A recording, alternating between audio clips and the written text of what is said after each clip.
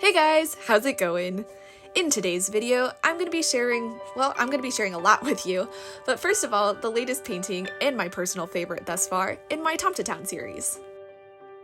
I'm also going to be sharing with you a little bit of what's been going on in my life lately, in my art, and what's been noodling around in my head. I've had monkey brain lately, so there's a lot to think about and a lot to share about.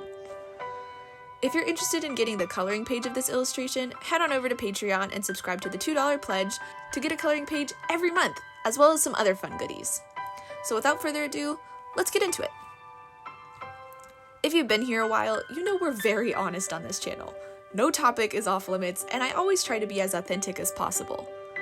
I genuinely consider you guys my friends, and I really want to let you into the behind the scenes of my art and of my life.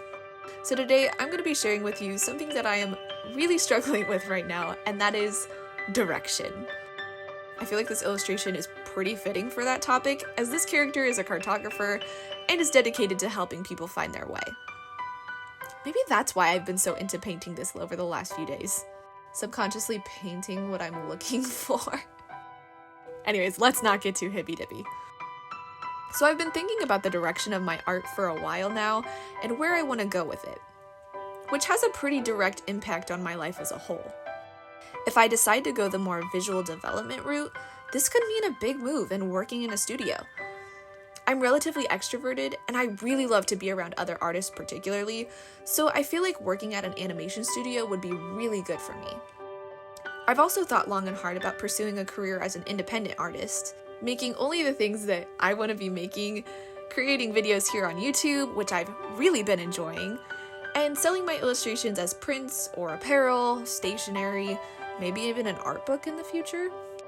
This would allow me to work from basically anywhere in the world as long as I have a Wi-Fi connection and an address to ship from.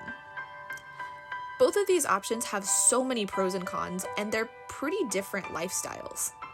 One would allow me more structure and artist interaction, and one would allow me more flexibility and allow me to work solely on personal projects.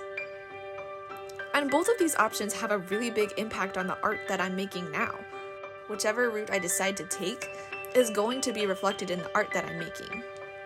And that's kind of a scary thought. I mean, if I go the visual development route, then I really need to be working on building up my portfolio and spending less time on full illustrations and more time on concept pieces.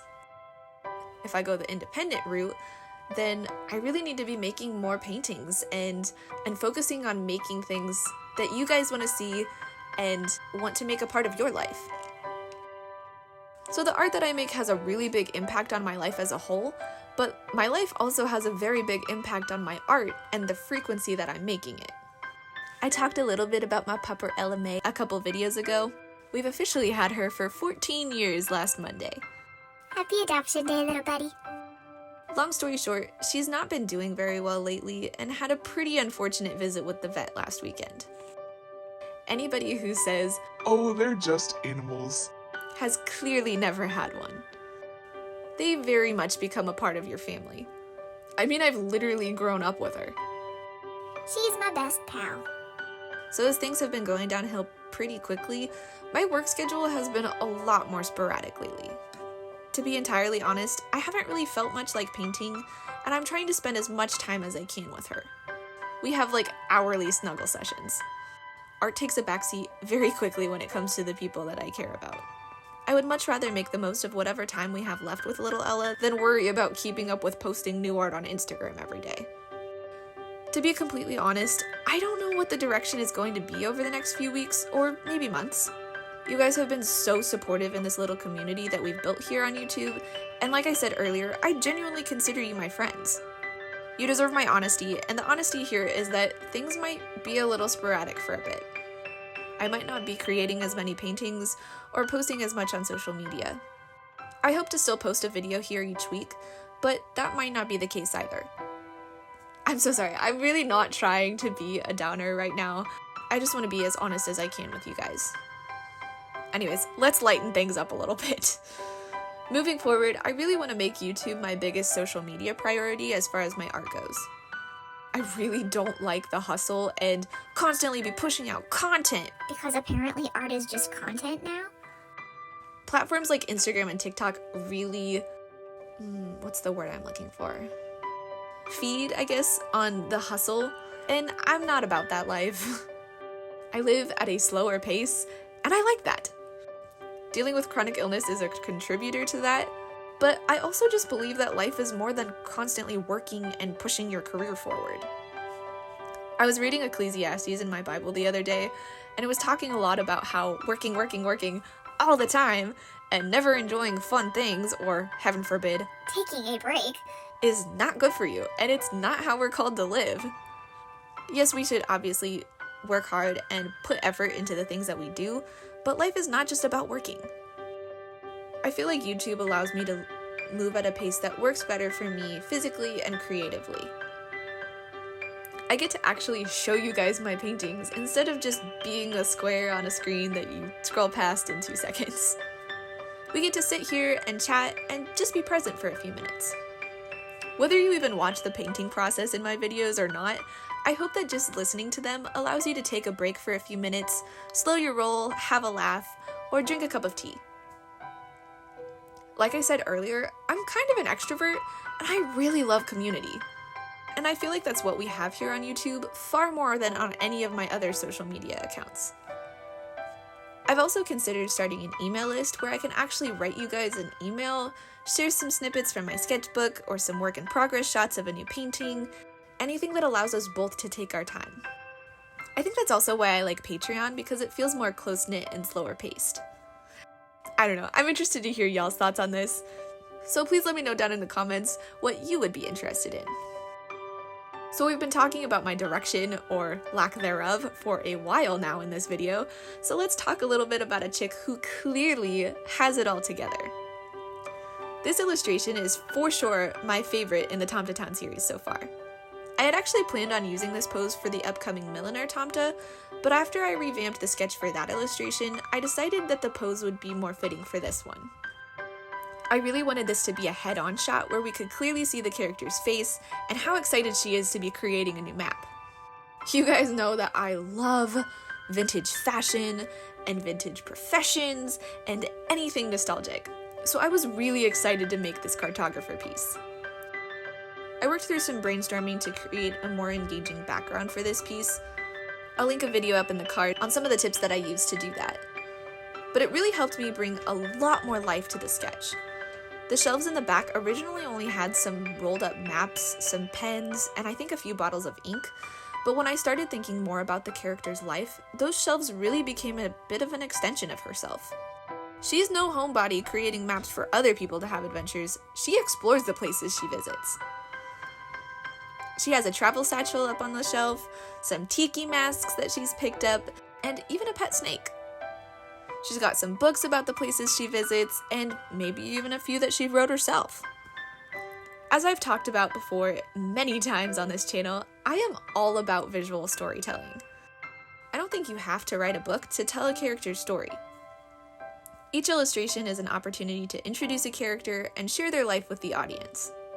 You can tell the viewer so much about a character by their belongings and their environment. You can also convey the singular story moment by lighting an atmosphere. For instance, in this painting, I wanted to create more mood lighting. Maybe it's the middle of the night, but the little cartographer is too entranced in creating this new map to go to bed. Thankfully, her mug of tea is still warm on the desk, but her sandwich remains untouched. I've really been enjoying the color and light class that I've been taking on Schoolism, and I think it really helped me create more of an atmosphere in this piece. I loved the idea of a soft lamplight as our main light source. I feel like it makes the scene a little bit more magical and really helps push the nighttime element. There has to be another light source off camera as well because the scene is still quite lit, but anyways, it's fine. I honestly think this piece was a little more intuitive than some of the other paintings I've been working on. I skipped the value comps and went straight into color comps. The first one I did digitally and hated with every fiber of my being. It was hideous. The second comp I did traditionally and loved, but didn't actually end up sticking to. I think a lot of the elements stayed pretty true to that color comp, but the color design of the character in particular changed pretty drastically. I originally wanted to go with like a light blue sweater vest and hat to make the character stand out in the warm light, but it looked a little too like Belle from Beauty and the Beast.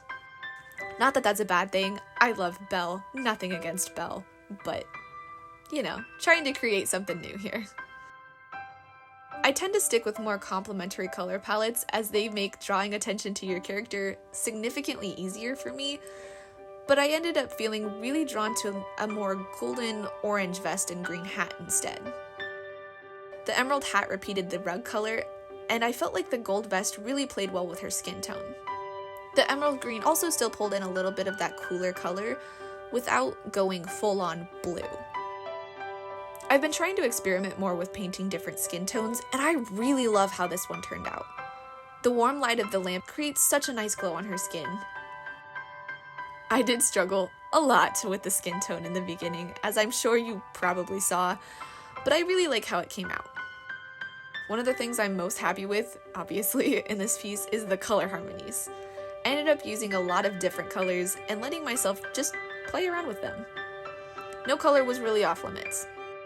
I think you can use just about any color you want in a piece as long as you create harmonies with them.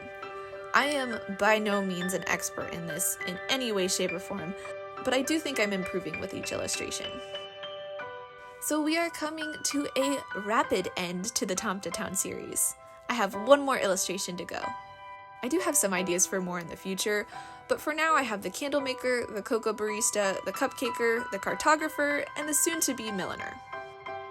You guys have been so sweet and supportive as I've been painting these. I really want to make prints of these illustrations for you if you're interested, so I'm beginning to plan a Kickstarter.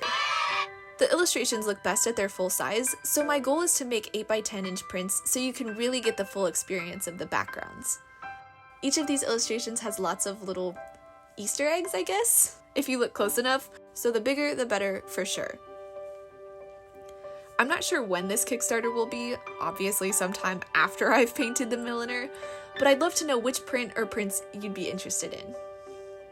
So that's it for today, you guys. I hope you enjoyed the painting process of the cartographer, and thank you for sticking with me as I ramble on about Direction. If you're interested in coloring this piece yourself, the link to my Patreon is in the description below. I'm also going to be posting some more sketches over there, so make sure to check those out as well. I hope you have a wonderful day, and I'll see you soon. Bye, guys!